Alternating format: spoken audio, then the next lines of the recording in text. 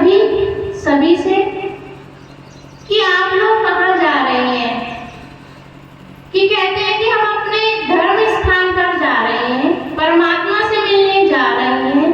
छोटे से बच्चे का छोटा सा प्रश्न, ये प्रश्न आपका भी होगा और ये उत्तर आपके लिए भी होगा। बच्चे ने पूछा कि परमात्मा कहाँ है पंडित जी, मौलवी जी खुदा कहाँ है, पादरी जी गॉड कहाँ है। सभी ने उत्तर दिया कि आपको नहीं पता बच्चे, ये तो हमारे सबके हृदय में है। फिर उस बच्चे का जो उत्तर था उसको सुनकर हम सब भी थोड़ा सोचने पे मजबूर होंगे। फिर आप कहाँ जा रहे हैं? जब वो परमात्मा, वो गॉड, वो खुदा हमारे अंदर है, तो ये इतनी लंबी यात्रा कहाँ जा रही है? इसका उत्तर ना तो पंडित के पास था, ना मौलवी के पास, ना पादरी के पास, किसी के पास इसका उत्तर ना था। किसी भी धर्म के पास इसका उत्तर ना था कि ये यात्रा कहाँ जा रही है। बच्चे का प्रश्न था और बड़ा ही सटीक था कि यात्रा कहाँ जा रही है। जब आप ही कह रहे हैं कि परमात्मा हमारे भीतर है, तो हम भीतर तो जा नहीं रहे, हम बाहर बाहर कहाँ जा रहे हैं? और जिंदगी भर नहीं, जन्मों से जा रहे हैं, जन्मों से नहीं, लाखों जब से हमारी को परमात्मा ने ये मनुष्य चोला दिया है। पहले 84 लाख दिया जून में थे, फिर ये परमात्मा ने हमारे ऊपर रहमत करके, कृपा करके ये मनुष्य चोला दिया है। तब तक ये यात्रा खत्म नहीं हो रही है जब तक हम स्वयं न सोचेंगे कि ये यात्रा कहाँ जा रही है। अभी हम जा रहे हैं, फिर हमारे बच्चे जाएंगे, फिर बच्चों के बच्चे, जो कि हमारे दादा परदादा, ये पीढ़ियां चलती रहेंगी और ये यात्रा खत्म ना होगी। सबको पता है, 5 साल के बच्चे को भी सबने समझा दिया कि परमात्मा हमारे अंदर है। तो उस यात्रा को हम बाहर की जगह अंदर क्यों ना मोड़ ले, उस यात्रा को हम अपने अंदर मोड़ ले। जो यात्रा हम बाहर करते हैं, उस यात्रा को यदि हम अंदर मोड़कर उस परमात्मा की चाबी को, जो कहते हैं कि बाहर अंधेरा है, बाहर चलना आसान है क्योंकि मन हमारे साथ चलता है। बाहर जाते हैं, हमें अच्छा लगता है, किसी भी तीर्थ स्थान पर जाएं या कहीं पर भी जाएं, अपने अपने धर्म स्थानों पर जाएं तो हमें अच्छा लगता है, क्योंकि मन चाहता नहीं है कि हम उस शक्ति तक पहुंचे, केवल धर्मों में उलझे रहें, जो सदा से उलझे आते रहे हैं, उन्हीं में उलझे रहें और हम कभी परमात्मा की उस उच्च सीढ़ी तक ना पहुंच पाए जहां वो है। जब सभी धर्मों के सभी ने कहा कि परमात्मा हमारे अंदर है, तो अंदर की यात्रा हम क्यों ना शुरू कर दें। जो सदियों से भटकते रहे हैं, उस सदी को कभी तो खत्म करके हम अपने अंदर की यात्रा लेंगे। जिस दिन वो अंदर की यात्रा हमारी समाप्त हो जाएगी, उस परमपिता परमेश्वर के हमें दर्शन हो जाएंगे, तो हमारे जीवन की सभी यात्राएं समाप्त हो जाएंगी।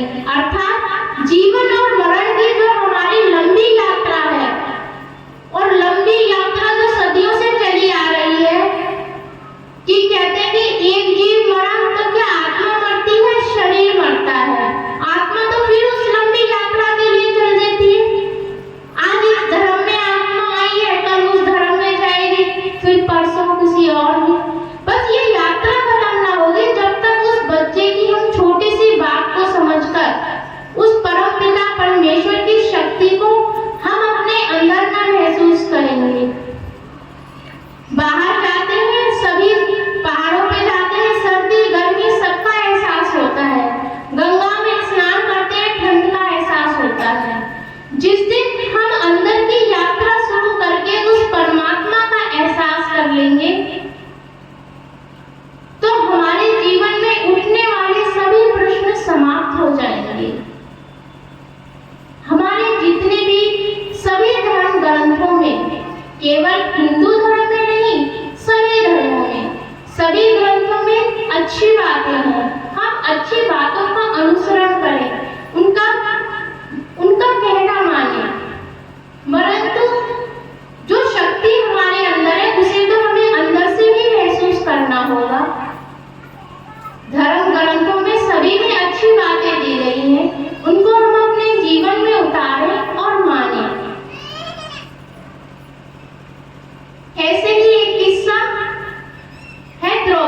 का। कहते हैं वेद व्यास जी जब महाभारत लिख रहे थे तब द्रौपदी उनके पास खेलती हुए आई। उनकी आयु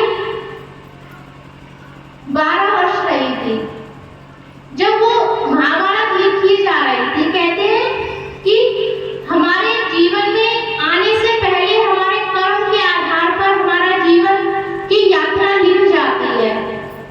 कौन हमारा पति होगा, कौन हमारी सास होगी, कौन हमारे बच्चे होंगे, कैसा कैसा हमारे साथ होना है, वो पहले से ही लिख जाता है।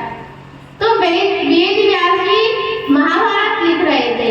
द्रौपदी उनके पास आई और उन्होंने पूछा कि महाराज मेरे भाग्य में क्या है।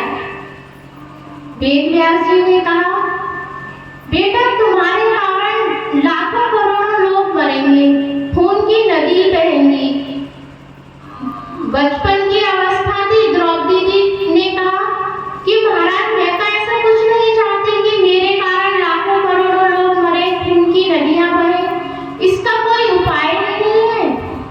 वेद व्यास जी ने कहा हाँ उपाय है, यदि आप मानो तो। वो वेद व्यास जी की 3 बातें वो केवल द्रौपदी के लिए नहीं, हम सबके लिए है, यदि हम माने तो। वेद व्यास जी ने कहा द्रौपदी से कि कभी भी जीवन में पहली बात कभी भी किसी का अपमान मत करना। दूसरी बात यदि अपमान हो भी जाए तो क्रोध मत करना। यदि क्रोध हो भी जाए तो उस क्रोध में बदला लेने की इच्छा कभी ना रखना। हम सभी के घर है, सभी के अंदर छोटी बड़ी रामायण है तो महाभारत भी है, अर्थात अच्छे चरित्र हैं तो बुरे चरित्र भी हैं। यदि हम अपने जीवन में इन बातों को, वेद व्यास जी की बातों को माने, केवल द्रौपदी नहीं, हम सभी के लिए, स्त्री हो पुरुष हो बच्चे हो, सभी के लिए लागू होती है। और एक तरफ ये बात भी है, मैं कह रही हूँ शायद कहना आसान है, आप लोग सुन रहे हैं, शायद सुनना भी कहने से ज्यादा आसान है। क्योंकि कहेगा वो व्यक्ति जो उसके ऊपर ज्यादा नहीं तो थोड़ा बहुत अमल करता हो, परंतु सुनने वाले की मजबूरी है। यदि मैं कह रही हूँ तो आपको सुनना पड़ेगा।